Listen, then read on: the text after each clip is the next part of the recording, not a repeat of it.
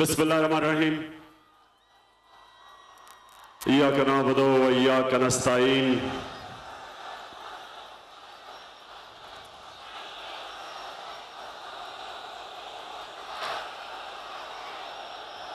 माशाअल्लाह,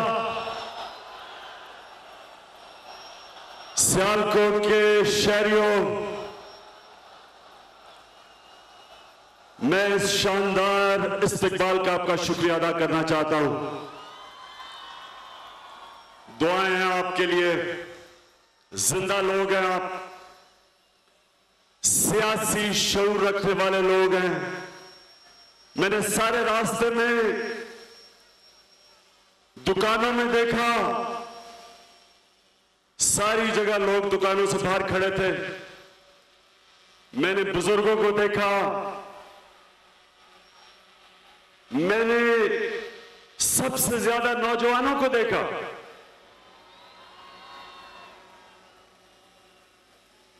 और मुझे खुशी यह है कि आज हर तबके के लोग यहां हैं। यह हमारी ख्वातीन है जिनको मैं खराज तहसीन पेश करता हूं। रिक्शा वाले, टैक्सी वाले, यहां मुसीब बरादरी है, उनको मैं खुशामदीद कहता हूं। और आज मैं चाहता हूं कि आराम से और तहम्मुल से आज मेरी आप बात सुने, ताकि मैं आपको बताऊं कि एक तरफ हमें एक सुनहरी दौर नजर आ रहा है और दूसरी तरफ हमारा तबाही का रास्ता है। इसको अंग्रेजी में कहते हैं क्रॉस रोड्स। जब एक माशरा एक उस मोड़ पे खड़ा हो जाता है कि वो सीधा नहीं जा सकता, या वो एक रास्ता लेता है और या वो दूसरा रास्ता लेता है। मैं आराम से चाहता हूं कि आप सब सुने। मुसलमान जब नमाज पढ़ता है तो अल्लाह से सिर्फ एक चीज नमाज में मांगता है कि अल्लाह मुझे उनके रास्ते पे लगा जिनको तूने नेमतें बख्शी, जिनको इनाम दिए। अल्लाह उनके रास्ते नहीं जो अपनी तबाही के रास्ते पे निकल गए। तो सियालकोट के लोगों, एक तरफ है वो रास्ता जिनको अल्लाह ने अपने इनाम बख्शे। वो कौन लोग हैं? वो अल्लाह के नबी, वलीउल्लाह, शहीद, वो लोग जिनको अल्लाह ने पसंद किया। और दूसरी तरफ गुमराह लोग। तो एक कौम भी हर वक्त ये दो रास्तों के सामने खड़ी होती है। एक तरफ है अदल और इंसाफ का रास्ता, वो रास्ता जिसमें अल्लाह खुशहाली देता है, जिसमें इज्जत देता है अल्लाह, उस रास्ते पे। और दूसरे रास्ते पे जिल्लत और गुर्बत, इंतशार, जुर्म, दहशतगर्दी, तबाही। तो मैं आज आपको एक पहले वीडियो दिखाता हूं, उसके बाद मैं आपको बताता हूं कि हम किधर खड़े हैं और हमने जाना किधर है। ये जरा वीडियो देखें। ये कल नवाज शरीफ ने एक स्टेटमेंट दिया, जरा मैं ये सुन लें और फिर मैं आपको आगे मजीद बात करता हूं। वज़ीर आज़म ने कहा कि इतने घपले और करप्शन के स्कैंडल हैं कि अगर तहकीकात की जाए तो सारा वक्त इसी में चला जाएगा। इतना कुछ प्रोब होने वाला है, इतने घपले हैं, इतने यहाँ करप्शन के स्कैंडल्स हैं कि जितना कहा जाए उतना कम है। सुना, जरा गौर से सुने। फिर उन्होंने कहा कि इतने करप्शन के स्कैंडल हैं कि अगर आदमी इनके ऊपर, अगर करप्शन के ऊपर तवज्जो दे तो और कोई काम नहीं कर सकता। मैं पाकिस्तानी हूं, मैं जब बड़ा हो रहा था, पाकिस्तान सबसे तेजी से इस खित्ते में तरक्की कर रहा था। हम सबसे तेजी से आगे जा रहे थे। पाकिस्तान का जो सालाना आमदनी थी वो सिंगापुर के बराबर थी। नौजवानों ये सुनो आप, पाकिस्तान की जो औसत आमदनी थी वो तकरीबन 400-500 डॉलर थी, सिंगापुर के बराबर। वो सिंगापुर आज किधर खड़ा है और पाकिस्तान किधर खड़ा है? 50 साल के बाद पाकिस्तान की औसत आमदनी 1,500 से 2,000 डॉलर है। जानते हैं सिंगापुर की औसत आमदनी क्या है? 50,000 डॉलर औसत आमदनी। हर सिंगापुर का शहरी, उसकी आमदनी 50,000 डॉलर है। पाकिस्तान की 1,500 से 2,000 डॉलर है। क्या हुआ? सिंगापुर को एक लीडर मिला, उसने सिंगापुर में अदल और इंसाफ कानून ठीक किया, इदारे मजबूत किए। और ये जो भी मियां नवाज शरीफ कह रहे थे कि यहां करप्शन इतनी है, हम क्या करें? अगर हम करप्शन के ऊपर हाथ डालते हैं तो डेवलपमेंट नहीं हो सकती। सिंगापुर में उसने करप्शन पे हाथ डाला, इदारे मजबूत किए और वो डेवलपमेंट हुई जो मैं आज आपको बता रहा हूं कि वहां औसत आमदनी 50,000 अरब रुपया डॉलर है। तो क्या हुआ? उधर तो उन्होंने जब करप्शन पे हाथ डाला तो वो तो डेवलपमेंट हुई, वो तो मुल्क आगे निकल गया।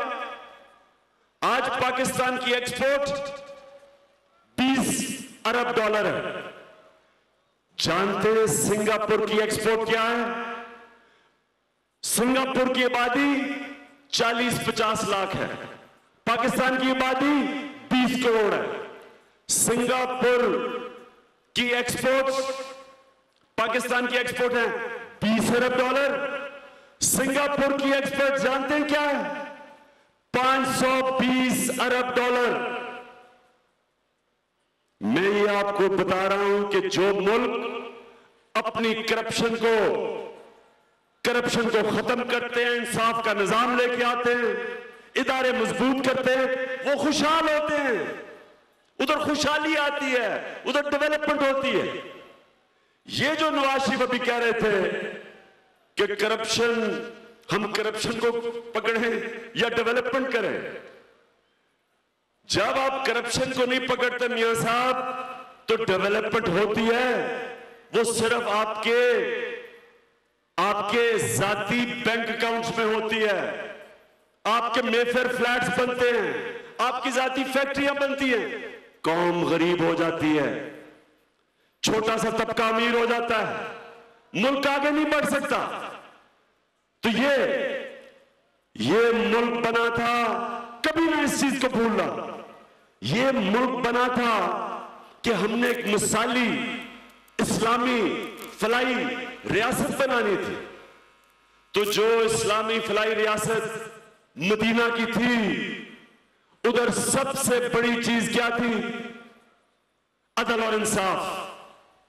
क्या था उनके पास? मुझे बताएं, अरबों के पास क्या था? अभी तो 13 सदियों के बाद तेल मिला था, वो तो रेगिस्तान था। तो क्या चीज थी वहां? कौन सी टेक्नोलॉजी आई? किधर से इन्वेस्टमेंट आई? क्या हुआ कि वो दुनिया की अजीम तरीन सुपर पावर बन गए? 700 साल तक दुनिया की पावर बने रहे। क्या था? अदल और इंसाफ, इदारे मजबूत किए। उनका जो लीडर थे सादिक और अमीन थे, सच्चे और ईमानदार। और उन्होंने जब इदारे मजबूत किए तो मुसलमानों के इंसाफ का निजाम ऐसा था कि जो दूसरी कौमें थी वो मुसलमानों जब रोमन एम्पायर गिर रहा था या पर्शियन एम्पायर गिर रहा था, दूसरी कौमें दावत देती थी उनको, क्योंकि मुसलमानों का इंसाफ का निजाम अच्छा था। तो ये है वो पाकिस्तान जो हमने उस रियासत की शक्ल में बनाना था, जिधर हमने एक ऐसा निजाम लेके आना था, जिधर ऐसा अदल और इंसाफ का निजाम था कि यहां खुशहाली आनी थी। यहां जिस तरह मदीना की रियासत में वक्त आया कि ज़कात लेने के लिए लोग नहीं मिलते थे, तो सियालकोट के लोगों, ये है हमारा रास्ता। दो रास्ते, तबाही का रास्ता है, इसी रास्ते पे चलते रहे। एक छोटा सा टोला आए, हुकूमत करे, पैसे बनाए, पैसा मुल्क से बाहर भेजे, मनी लॉन्ड्रिंग करे, अपनी जात को फायदा पहुंचाए और कौम गरीब होती जाए, ना कौम को तालीम दे, ना अपने किसानों का ध्यान रखे, ना लोगों के लिए अस्पताल बनाए, ना नौजवानों के लिए रोजगार का बंदोबस्त करे। कौम गरीब होती जाए, मकरूज होती जाए, पैसे चोरी करके जब बाहर जाएंगे तो मुल्क को कर्जे लिए, IMF से कर्जे लो, कर्जे वापस करने के लिए लोगों पे टैक्स लगाओ, टैक्स लगाओगे कीमतें बढ़ेंगी, गरीब और मजीद गरीब होगा, गुर्बत बढ़ेगी। ये है हमारी तबाही का रास्ता। जब हम कर्जे जिन मुल्कों से लेंगे, हम अपनी आजादी खो बैठेंगे। हमें पूछे कि यहां इतनी महंगी बिजली है, ईरान साथ वाला मुल्क था, गैस देने के लिए तैयार था, क्यों नहीं हमने ईरान से गैस ली? क्योंकि जिन लोगों से हम कर्जे ले रहे थे वो हमें इजाजत नहीं देते थे कि हम ईरान से गैस पाइपलाइन लगा के तो गैस लें। तो जिन लोगों से हम कर्जे ले रहे थे वो हमें हुक्म करते थे, वो हुक्म जो उनकी फॉरेन पॉलिसी के साथ थे, जो हमारी अवाम के खिलाफ थे, जो हमारी अवाम को गुर्बत में डाल रहे थे।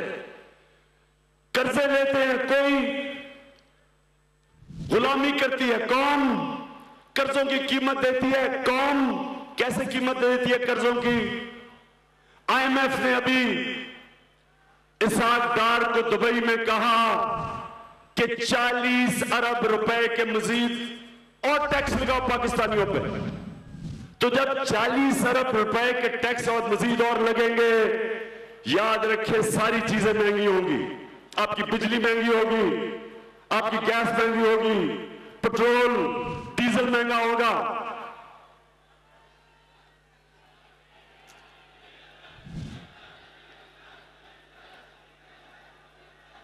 और इसलिए मेरे पाकिस्तानियों, आज हम बड़े अहम मोड़ पे खड़े।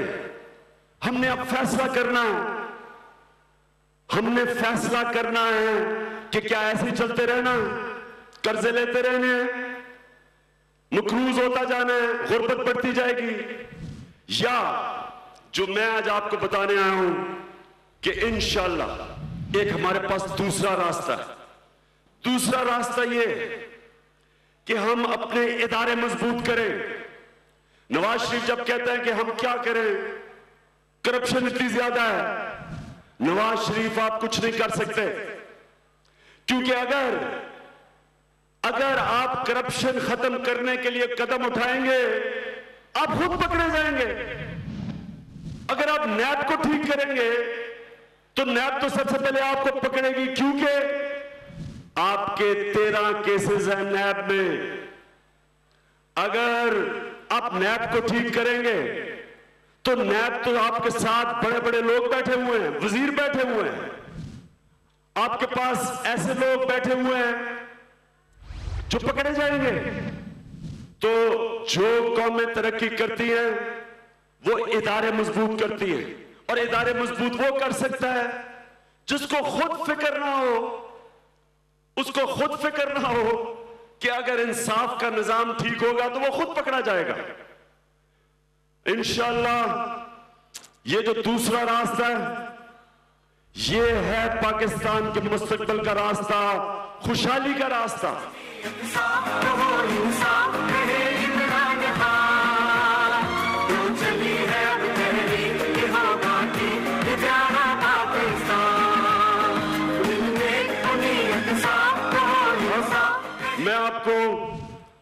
मैं आपको मिसाल देता हूं। जब आप अपने इदारे मजबूत करते हैं, मुल्क में सरमायाकारी होती है, सरमायाकारी होती है, नौजवानों नौकरियां मिलती हैं। लेकिन सरमायाकारी तब होती है जब आपका गवर्नेंस सिस्टम ठीक होता है। वो तब ठीक होता है जब आपके इदारे काम करते हैं। जब आपकी गवर्नमेंट में करप्शन जाती है, लोग आपके मुल्क में पैसा लेके आते हैं, फैक्ट्रियां लगाते हैं। जब सरमायाकारी होती है, खुशहाली आती है। तो पख्तूनख्वा की मैं आज आपको मिसाल देने लगा हूं कि हमारी तकरीबन 4 साल हुकूमत हुई। मैं आज आपको पख्तूनख्वा की मिसाल देता हूं कि पहली दफा पाकिस्तान में यह पहली दफा हुआ कि प्राइवेट स्कूलों से बच्चे गवर्नमेंट स्कूलों में आए हैं। यह पहली दफा हुआ है। 34,000 बच्चे गवर्नमेंट स्कूलों से प्राइवेट स्कूलों से गवर्नमेंट स्कूल में गए हैं। और इससे भी बड़ी बात कि एक हमारा एमपीए ज़ियाउल्लाह बंगश, उसने एमपीए ने अपनी बेटी प्राइवेट स्कूल से निकाल के गवर्नमेंट स्कूल में डाली। फैसल क्लिप है तो दिखाएं। पीटीआई के नारे के एन मुताबिक महकमा तालीम खैबर पख्तूनख्वा वाकई तब्दील हो गया है। कोहाट के एमपीए ज़ियाउल्लाह बंगश ने अपनी बेटी को प्राइवेट स्कूल से हटाकर सरकारी स्कूल में दाखिल करवा दिया। एमपीए की बेटी अब बाकी तालीम सरकारी स्कूल से ही हासिल करेगी। इससे ये बात वाज़ेह हो गई कि सरकारी स्कूलों पर आवाम का एतमाद बढ़ रहा है।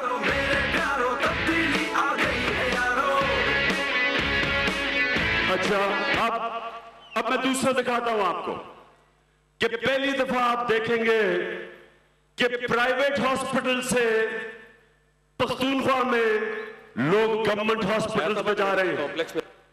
ये जरा देखें, हैदराबाद मेडिकल कॉम्प्लेक्स में हम मौजूद हैं और अब जहां पर हम आए हैं इसने तो हैरान ही करके रख दिया। यकीन कीजिए, मैं नहीं बल्कि मेरी पूरी टीम ही हैरान थी कि हम कहां आ गए हैं। हॉस्पिटल है क्या? ये वाकई हॉस्पिटल है? और ये क्या हॉस्पिटल की वाकई ओपीडी है? आपको मैंने म्यू हॉस्पिटल की एक ओपीडी दिखाई थी, मैंने आपको सर्विस हॉस्पिटल की एक ओपीडी दिखाई थी। जनाब, खैबर पख्तूनख्वा की ओपीडी है। जरा गौर से देखें कि जब कोई यहाँ आएगा और चेकअप करवाने के लिए गवर्नमेंट हॉस्पिटल में आएगा तो क्या आप यकीन कर सकते हैं कि गवर्नमेंट हॉस्पिटल की ओपीडी है?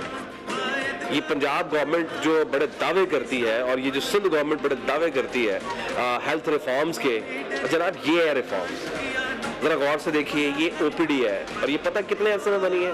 ये सिर्फ 4 महीने के अंदर। विल पावर होनी चाहिए। आप जैसे एंटर होते हैं तो आपको ऐसा लगता है कि जैसे आप किसी दूसरे मुल्क में आ गए, किसी दूसरी दुनिया में आ गए। जी, बहुत अच्छी जगह है। और अब मैं आपको एक और चीज दिखाता हूं। अब मैं ये आपको दिखाता हूं कि जो कभी भी पाकिस्तान में कभी किसी हुकूमत ने नहीं किया। आप जानते हैं सड़क पे जो बच्चे फिर रहे होते हैं, आपने सड़क पे ये बेचारे बच्चे जो मांग रहे होते हैं, आपने देखे होंगे। पहली दफा पख्तूनख्वा की हुकूमत ने फैसला किया कि हम ये सड़क से उठा के बच्चों को एक हम स्पेशल जगह पे लेके जाएंगे। वो भी मैं आपको दिखाऊंगा, उसका नाम है जुमुंकोर, मेरा घर। उन बच्चों को, ये जरा गौर से सुने, उन बच्चों को हम वो तालीम देंगे कि वो बच्चे, सड़कों से उठाए हुए बच्चे उठ के मुल्क के बड़े बड़े ओहदों पे पहुंच सके। जरा ये देखें।